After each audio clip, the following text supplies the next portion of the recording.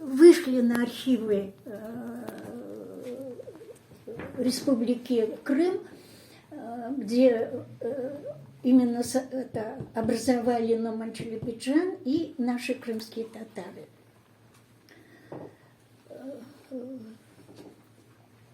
Что я хочу сказать, что до смерти Джафер Сейдахмед сумел все эти архивы передать надежному человеку из крымских татар Исмаилу Атару. У него есть небольшой такой музейчик, и в этом музее, хранилище, эти документы были сохранены. Первое пилотажное исследование было сделано кандидатом-искусствоведом Светланой Червонной, которую пригласили меджлисовцы, заплатили ей, и она там работала, чтобы помочь именно нашему руководству. В этих фондах, которые исследовала Червонная, обнаружены только документы по Курултаю, по правительству, это немножечко мне тяжело говорить, именно по первому правительству, которое было создано, удостоверение личности, списки, биографии. Но что интересно, биографию Нумана Челебиджана там не нашли, чтобы точно определить его. Но то, что вот говорят, там его отец был там, вот сейчас Нариман Эфенди об этом сказал, кто он был и чем он занимался.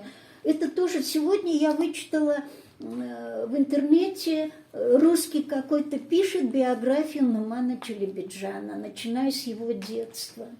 И я удивлена, мы, крымские татары, не знаем, и вдруг какой-то говорит, что Нуман Челебиджан, отец бежал в Турцию, что деревню Нумана Челебиджана пришли русские, все захватили, а потом развалили и ушли. Теперь этой деревни нет. Ну, зайдите в интернет, если на страничку «Мемориал памяти Кизлева-Мезарлых», я туда скинула этот материал, вы познакомитесь и дадите свои вердикты. Единственное, что в 90-м году, когда я уже была здесь, в Кизлеве, потому что я не знала, что за Кизлев, что за Крым. Мы выросли с братом в детском доме и представления не имели о своей родине и вообще не знали, что такое родина. Ну, это дело известно в советское время. Поэтому я сразу же знаю, что Нуман Челебиджан был лидер нашего народа. Я начала искать.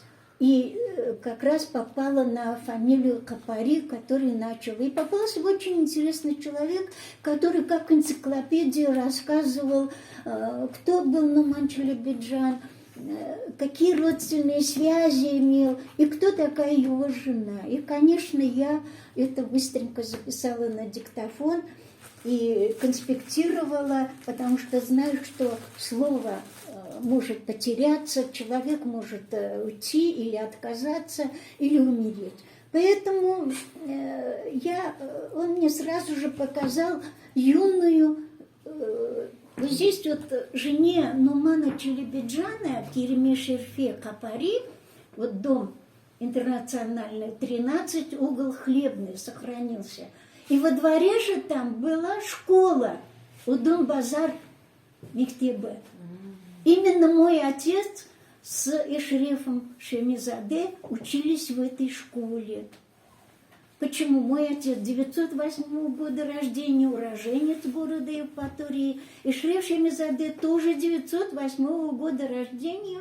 И когда-то кто-то бросил такую фразу, что в этой школе учился Эшреф Шемизаде. А Эшреф Шемизаде говорил, что Осман Тейфух, это мой отец, был его одноклассником и хорошим другом. И в то же время Валар, вот посмотрите, она совсем, ей лет 14, вот такая девочка. в интернет я бросила уже, когда она приехала в Санкт-Петербург к Нуману. Там ее быстро, увидев ее фотогеничное лицо, ей сделали прическу, ее сфотографировали. И она арабскими шрифтами послала эту фотографию Инисе Капари, которая была двоюродной сестрой ее. И арабские шрифты, я очень сомневалась. Я пошла к Рифату Чубарову и сказала, вот эту фотографию нужно доказать. Русские здесь коллекционеры стали говорить, что это открытка, что это не это. Спорили очень много. Поэтому я через Рифата Чубарова в Киеве сделали экспертизу подлинности фотографии. Экспертиза доказала, Рифат Чубаров об этом курсе дела, а потом уже услышал Мустафа Джемилев об этом исследовании. Поэтому вот Керемеш Ерфе вот такая вот еще маленькая, то есть сохранились.